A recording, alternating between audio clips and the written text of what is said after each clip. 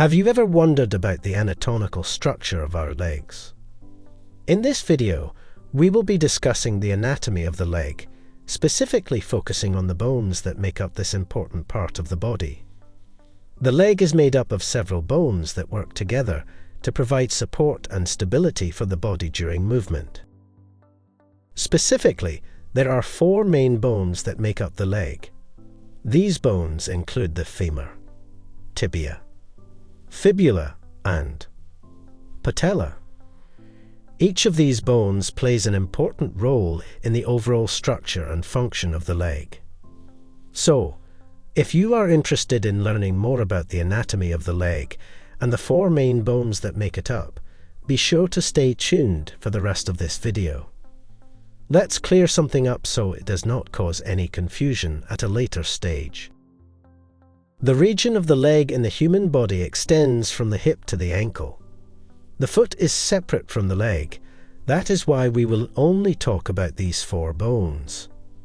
Let's just say if my question did not mention leg, but instead said lower limb, then I would also include the bones of the foot, and it would not be just four bones that we will need to discuss. Lucky for you, I have already covered this topic in detail, so you can check out the video on lower limb, bone, on sqadia.com.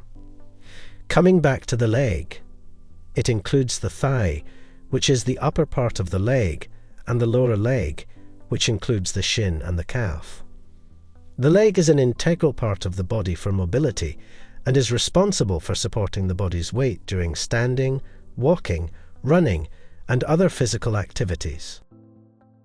Now let's dive deeper into each of these bones and learn more about their unique features and functions. Firstly, let's take a closer look at the femur. This bone is the longest and strongest in the body, and its unique shape allows it to withstand the weight of the body and resist bending and twisting forces. The femur's head is ball-shaped and fits into the hip socket, or the acetabulum of the hip bone, to form the hip joint. Just below the head is the area called the neck of the femur. The neck is a common site for fractures, especially in older adults. Femur fractures can occur due to various reasons, such as trauma, falls, sports injuries, or underlying medical conditions that weaken the bone, such as osteoporosis.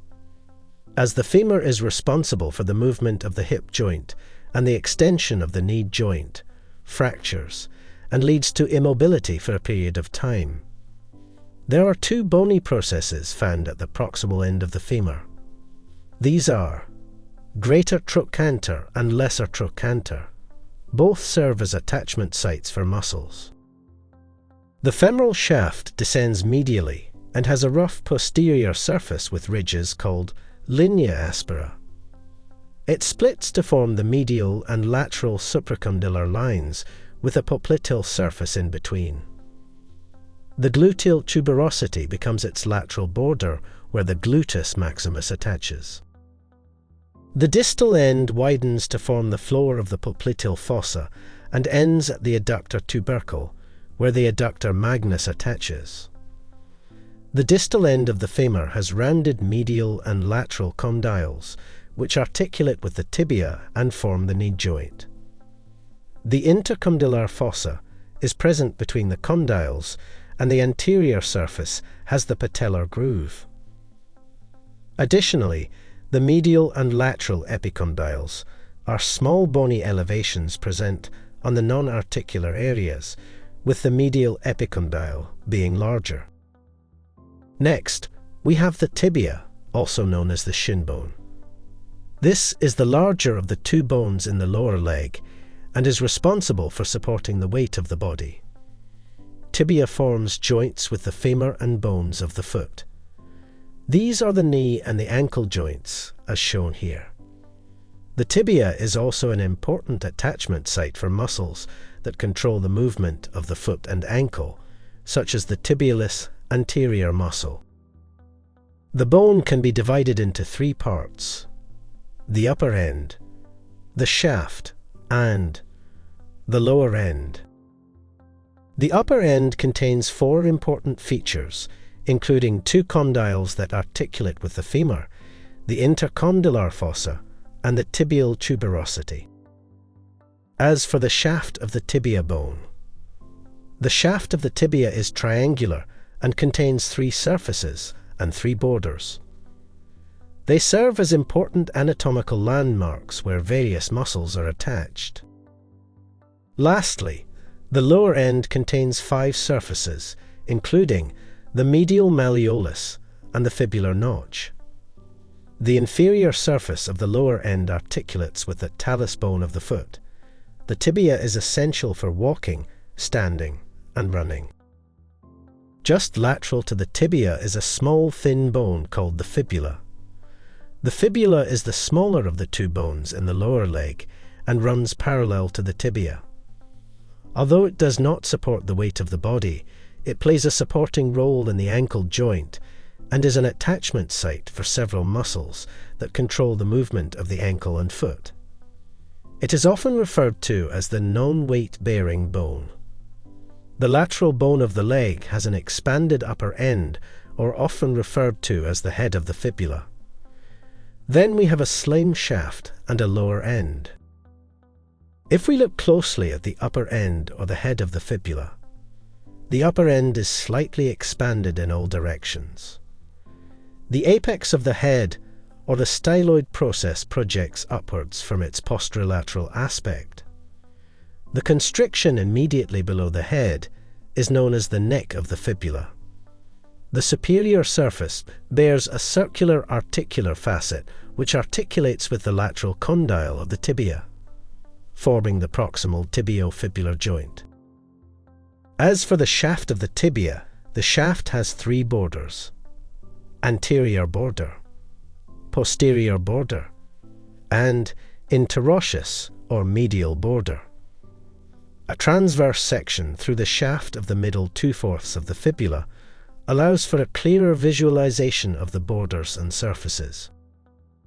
The 3 surfaces of the fibula are anterior surface, lateral surface, and posterior surface, which are influenced by the muscles attached to it.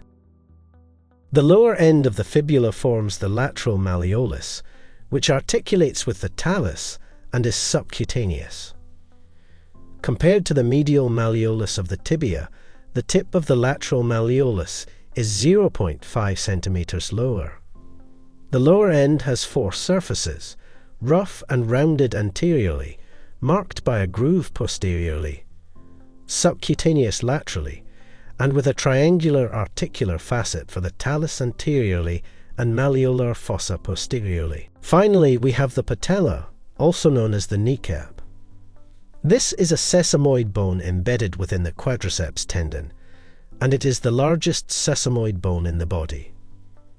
The patella protects the knee joint and helps to transmit forces from the thigh muscles to the lower leg bones. It has an apex, base, and borders. The apex directed downwards is rough and vertically ridged. The base makes the superior border, which is quite rough, thick, and inclined downward and forward. Along with the superior border, patella also has a lateral and medial border. These borders are the attachment sites of quadriceps femoris. The patella has 2 surfaces. The anterior surface is convex, covered by quadriceps femoris, and perforated by nutrient vessels. The posterior surface has a thick articular cartilage covering its upper 3/4, divided by a vertical ridge, into medial and lateral facets that articulate with the femur. The patella serves to protect the knee joint and aid in movement. With this, our answer to the question, what are the 4 bones of leg, comes to an end. There you have it, a more detailed look at the 4 bones of the leg and their functions. We hope you found this information informative and interesting. Be sure to subscribe for more educational content. Explore our extensive library of over 1,800 video lectures to learn about a wide range of topics. only on sqadia.com.